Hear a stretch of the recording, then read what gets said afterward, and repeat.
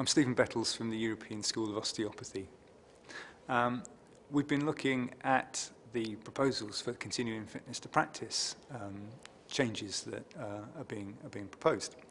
I think they're a very positive way of moving on from what we currently do as far as CPD and logging and reporting of CPD is concerned. It's also a step forward, I think, from the revalidation pilot process that has happened before, which was quite complicated and potentially onerous for osteopaths.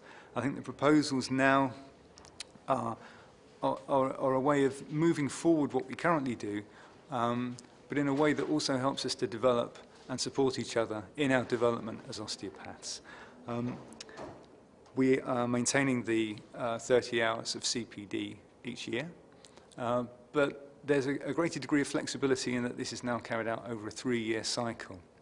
We have to do an objective activity, which might be a peer review or a clinical audit or patient feedback mechanism.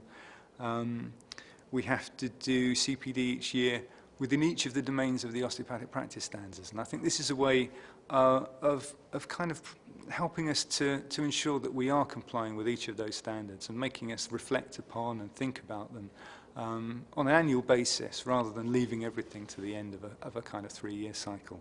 We also have to do CPD specifically on communication and consent within that period as well, which again I think is a positive thing. It's what a lot of us are doing anyway. It's not necessarily something that's going to be a massive change in our practices, but it will help us to reflect and to help each other support. And I think the big thing about the peer discussion review at the end of the 3-year period is that rather than it being a kind of assessment process where a regulator is looking at us and deeming whether we're fit to practice or not, that kind of power and authority has been given back to us as osteopaths and to the profession generally to help each other, to support each other, and to work with each other to develop ourselves professionally. And I think that's a huge step forward for the profession generally and for us as individuals.